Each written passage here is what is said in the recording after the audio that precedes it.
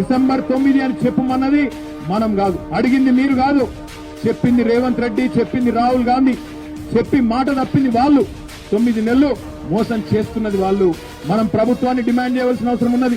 2 లక్షల వరకు ఎలాంటి కొర్రీలు లేకుండా, ఎలాంటి ఆంక్షలు లేకుండా, ఎలాంటి షరతులు లేకుండా, ఎలాంటి కట్టింగులు లేకుండా, ఎటువంటి డ్రామాలు లేకుండా మీరు 2 లక్షల వరకు రుణమాఫీ చెయ్యవలసిందే, మిత్తి కూడా మీరే కట్టవలసిందే అనే మాట రాష్ట్ర రైతులందరికీ కూడా నేను విజ్ఞప్తి చేస్తా ఉన్నా.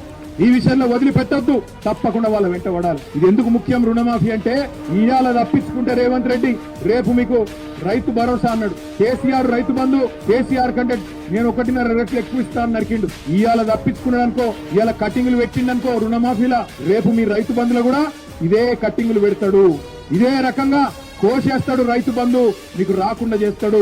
యాది పెట్టుకోమని చెప్పి నేను మీ అందరిని కోరుతా ఉన్నా. ఇవాళ మీరు ఇడిచిపెడితే, ఇవాళ మీరు అయ్యో పాపం పోనీతి అంటే రేపు రైతు బంధు కూడా పోతుంది, అందులో కూడా కోత పడుతుంది, అందులో కూడా మళ్ళీ ఇదే మోసం జరుగుతుంది.